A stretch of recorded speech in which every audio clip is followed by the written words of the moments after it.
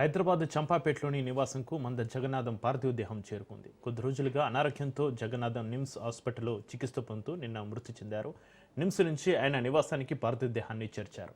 మంద జగన్నాథం మృతదేహానికి మాజీ మంత్రి కేటీఆర్ నివాళులర్పించారు. కేటీఆర్తో పాటు పలువురు పార్టీ నేతలు నివాళులర్పించారు. ఆయన కుటుంబ సభ్యులకు సానుభూతి తెలిపారు కేటీఆర్. జగన్నాథం ఆత్మకు శాంతి చేకూరాలని. మంద జగన్నాథం మరణంతో తెలంగాణ ఒక సీనియర్ రాజకీయవేత్తను కోల్పోయిందన్నారు. పాలమూరు జిల్లా రాజకీయాల్లో మంద జగన్నాథం తనదైన ముద్ర వేశారని వెల్లడించారు కేటీఆర్. జగన్నాథంను కోల్పోవడం చాలా బాధాకరమన్నారు కేటీఆర్.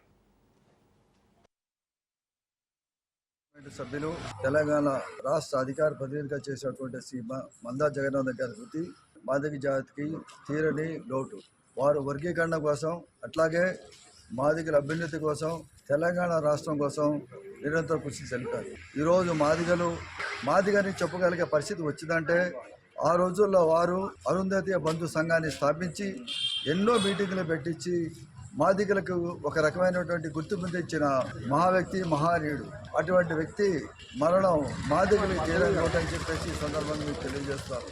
ఈరోజు ఎవరికైనా ఏమైనా అపరాధి అన్యాయం జరిగినా కానీ వారు తక్షణమే సీరియస్గా తీసుకొని ఆ సమస్య పరిష్కారం అయ్యేంత వరకు వారు ఎంతో కృషి చేసేవాళ్ళు.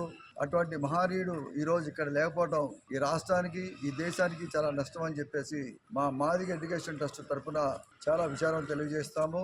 రేపు మాదిగలందరూ కూడా వారికి సంతాప సూచకంగా నల్ల బ్యాడ్జీలు ధరించవలసిందిగా విజ్ఞప్తి చేస్తాం. మాజీ పార్లమెంటు సభ్యులు తెలంగాణ